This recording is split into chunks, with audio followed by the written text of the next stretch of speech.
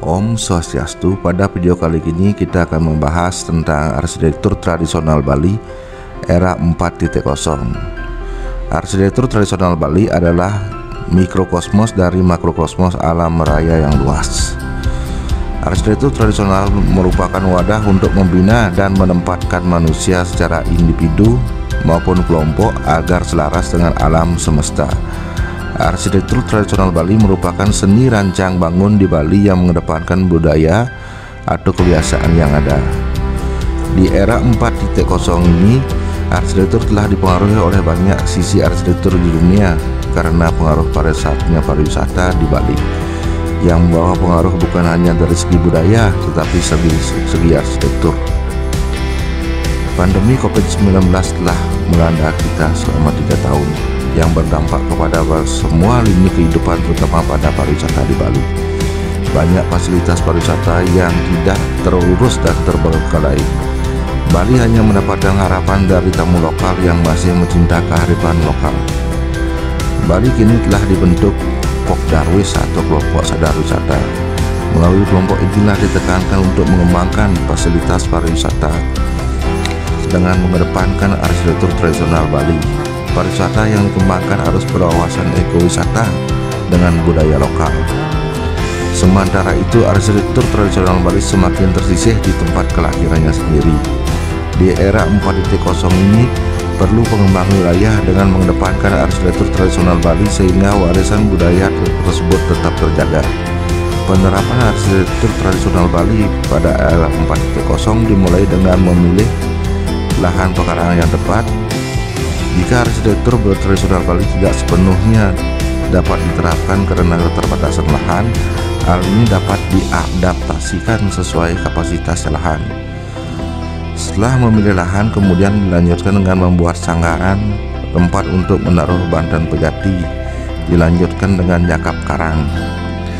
Pada proses pembangunan didahului dengan dasarin dan membuat dasar. Setelah bangunan selesai, dilanjutkan dengan ngulapin atau ngebuin. Pengaruh dari perubahan arsitektur tidak mudah untuk dipahami apabila kita tidak dibekali terlebih dahulu mengenai ilmu arsitektur. Hal ini penting karena menjelaskan tentang tata kelola arsitektur yang baik, antara lain komponen yang terlibat dalam mengolah arsitektur, hubungan timbal balik manusia dengan arsitektur atau lingkungan, konsep arsitektur dan dampak hasil kegiatan manusia dalam menerapkan arsitektur model tata kelola arsitektur. Dengan perkembangan teknologi muncullah bentuk-bentuk atau konsep baru pada bangunan pariwisata di Bali. Pada arsitektur Bali 4.0, kemajuan teknologi masih bisa dilakukan perubahan bentuk tetapi tetap mempertahankan kekhasan dari arsitektur tradisional Bali itu sendiri. Arsitektur tradisional Bali pada era 4.0 diartikan bagaimana perkembangan arsitektur Bali memasuki era digital 4.0.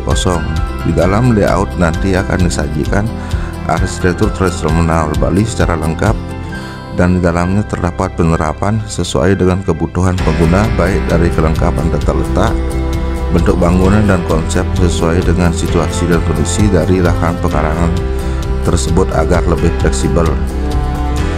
Arsitektur tradisional Bali 4.0 mengambil konsep ilmu ekologi, yaitu istilah dari bahasa Yunani yaitu oikos dan logos, yang berarti ilmu tentang tata letak dan tata ruang rumah manusia. Konsep hidup di Bali adalah berkelompok, tidak dapat berdiri sendiri terlepas dari kelompok-kelompok yang lainnya.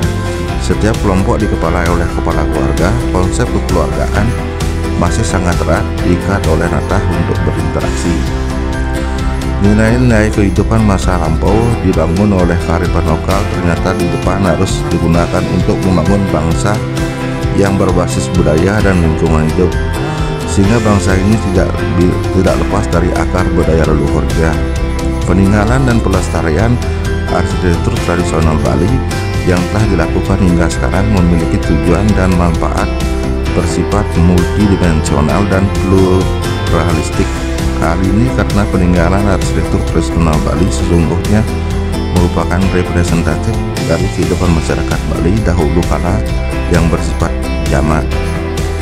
Dapat juga dikatakan bahwa peninggalan arsitektur tradisional Bali itu sendiri adalah simbol-simbol atau lambang-lambang yang merupakan refleksi kehidupan masyarakat penciptanya.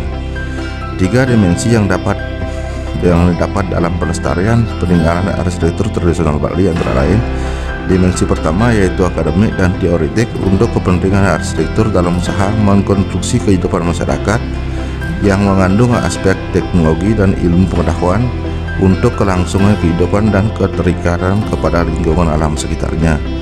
Berikut ialah aspek sosial, yaitu mengenai arsitektur tradisional Bali yang mengatur kehidupan masyarakat dan aspek religi.